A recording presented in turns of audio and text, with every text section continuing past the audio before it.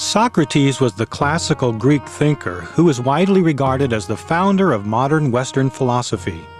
As a citizen of Athens, Socrates' style of questioning authority and challenging social and political conventions made him a controversial figure, so much so that he was eventually condemned to death by his fellow Athenians. Because Socrates did not write down his thoughts, relying instead on dialogue, historians must rely on other sources, primarily Plato, Xenophon, and Aristotle, to understand his philosophy and approach to life. Apparently, Socrates was committed to a simplistic way of living. He did not have a job and would not take money for teaching. He openly associated with women and common citizens. Socrates participated in 3 military campaigns, distinguishing himself with bravery, physical vitality, and Spartan-like indifference to the harshness of military life. Historical sources characterize Socrates as unattractive and short in stature. He was married to Xantippe, of whom very little is known as historical fact. Yet Xantippe has received an unflattering characterization throughout the ages as a bit harsh and argumentative, traits that are noted in some Cayce readings that describe the family and household of the eccentric philosopher. Although the Cayce material does not include readings for anyone with a past life as Socrates, there are several readings for those who were close to the philosopher. Gertrude Cayce, Edgar's wife, was told that she had lived as Normaline, the second daughter of Socrates. Based on the reading's description of Normaline's mother and the household in which she grew up, perhaps Socrates fathered at least 2 daughters, probably by Xantippe. As has been noted, the historical data on Socrates' life and family is somewhat sketchy, so the possibility that Normaline was an unrecorded offspring of Socrates and Xantippe is plausible. Or perhaps Socrates sired daughters by another woman. Some accounts suggest that he may have had a second wife. From her father, Normaline gained the ability and power of reasoning. From this past life, her soul entity gained the ability to analyze and urge for knowledge and understanding, and the principle of right for all and no exception, which carried over into her 20th century incarnation. Her readings also noted that the tendency for reasoning and attraction to the material side of life could be a hindrance to the greater expression of spirituality in her present life. As Normaline grew up in ancient Athens, she suffered greatly from the persecution directed at the household and family of Socrates. From her mother, she developed a propensity to question and complain because of the lack of material things and conditions. Her readings suggest that her mother may have had a stronger influence, producing a tendency to focus on the material side of life, bordering on self-centeredness at times, as she constantly harped on the hardships of life. Thus, the influence of Socrates was hindered from being fully manifested in Normaline. Her readings encouraged her to quiet herself within, and to use her abilities to reason the relationships and conditions of her life from the inmost soul forces. In terms of appearance, the readings describe Normaline as the typical Grecian type of dark complexion. Physically, she was not fully developed due to the material hardships of that experience. Psychologically, she was fearful of tirades, either from her mother or from others in reaction to her mother. She was always in wonderment throughout the experience. She found herself with mixed emotions at the death of Socrates. Naturally, there were periods of mourning for her deceased father, but there was also rejoicing at the passing of Socrates and a lessening of the persecutions from outside the family. Thus, she was able to move out into society and make her own life.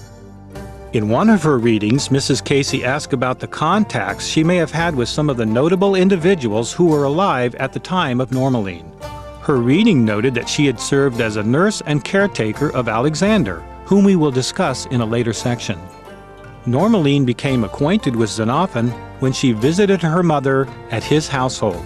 Thus, the connection with Xenophon provided for increased material conditions for the family of the deceased Socrates.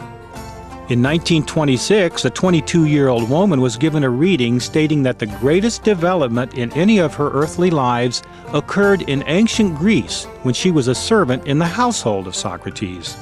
In the name Arei, she learned from that great teacher how to attend to the mental forces from within. Although she suffered material hardships along with the others in her household, she understood the principles of truth that applied to everyone, regardless of creed, sex, age, position, or class. As a witness to the constant badgering of Socrates by Xanthippe, she learned another lesson, that women should listen and reason rather than nag. Beyond the immediate household of Socrates, the Cayce readings include several individuals who had past lives during that period. In 1930, a 15-year-old girl was told by the entranced Cayce that she had a past life during the days of the soldier-teacher Socrates. As Astrioid, she had been a member of the household of someone taught by the great teacher, and eventually herself became a student of Socrates. Cayce noted that songs and sonnets written by Astrioid could yet be found. Thus, in her modern life, she had a special interest in Grecian plays, costumes, or anything pertaining to that period. A 34-year-old secretary was told that she had lived as Gracian of the household of one Pontius. During that incarnation, she became a follower of Socrates' school and a good listener, a trait carried forward into her present life. A 36-year-old manufacturer of auto accessories was told that he had once lived in Greece during Socrates' era. As Onreron, he had been an astrologer and physician. From that past life, he gained an urge for knowledge of the universe and universal forces, combined with the mental abilities to grasp such expansive concepts. A 37-year-old housewife was told that she had lived as Eloise during the time of Socrates. Eloise accepted Socrates' philosophy during that life, and in her modern life possessed exceptional reasoning abilities. Whatever was presented to her must have some rational basis for consideration. She found her past life name, Eloise, to be very evocative and developed a keen interest in ancient Greek studies, which she pursued for her mental and spiritual development. A 21-year-old man received a reading that described a past life during the time of Socrates, the great teacher who gave himself for an ideal, the freedom of man in thought and speech in every aspect of life. During that incarnation, the influence of Socrates enabled him to be of service to many in the healing arts. Not what we would call a doctor or physician, but simply a person who used whatever was at hand to assist others in healing. He gained in the experience to others, but lost when he succumbed to holding grudges and belittling those with less understanding. Naturally, these tendencies were carried over and would have to be met in his modern life. In 1930, a 50-year-old retired businessman received a reading stating that he had lived during Socrates' period in ancient Greece. In the name Astrioidal, he was one who persecuted Socrates and his followers. Initially, he gained materially from his efforts to suppress the teachings of Socrates. However, as he studied Socrates' ideas more deeply, he became convinced of the truthfulness and even became a supporter and teacher of same. With this change of direction, he suffered in a material sense, but gained in the mental and spiritual development. The lesson learned from that lifetime that carried over into his modern life was that with proper mental and spiritual application, the material affairs of life will take care of themselves. A 45-year-old social science teacher was told that he had a past life as Shanto, one who reasoned with Socrates. From that experience, he carried forward the mental capacity to confront those in authority as necessary for the greater good. This soul pattern was useful in a later life as an associate of Thomas Paine, and one who influenced Thomas Jefferson, the primary author of the Declaration of Independence during the American Revolution. Socrates would have loved that. Socrates would probably also felt right at home in America during the radical social movement of the 1960s, questioning authority and corrupting the minds of the young. The next case from Cayce's reading certainly has a bit of that revolutionary flavor. A reading for a 2-year-old girl stated that in her past life in Greece at the time of Socrates, she had lived as Zenobian. Zenobia was so influenced by the teachings of Socrates that she became outspoken in her self-expression, leading to some form of suppression by those in authority. At a time when Greek athletics was a male-dominated activity, she had tried to participate and became injured. Perhaps she was an example of the charge of corruption of youth that was put forth by some of Socrates' critics, the charge that eventually led to his death. Her readings stated that she had gained mentally and spiritually from that lifetime, and that these qualities could be carried into her modern life as a debater, lecturer, or writer with great success.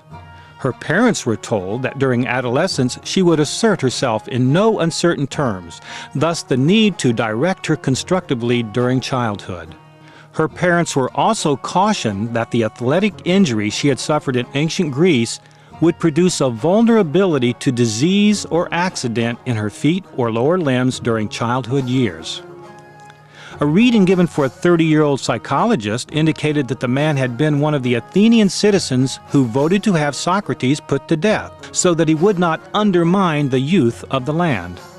In the name Angonasto, the man later regretted his choice, as he was greatly disturbed about how the affair played out. He lived the rest of his life with the desire and hope that he could somehow undo the judgment that he had passed on Socrates. His reading noted that his decision had been based on fear rather than mental or spiritual conviction. In his modern life, Cayce suggested that he teach himself through meditation to become a better listener to others and to remember that with what measure he judges others will be meted in return to him. With regard to the death of Socrates, one Cayce reading describes Socrates as one who had turned the world, as it were, or the earth world mentally, upside down by drinking the hemlock. Cayce observed that Socrates drank the hemlock for a purpose. It was not, as the historian Xenophon had supposed, as a means of avoiding the infirmities of old age. Rather, Socrates died for an ideal.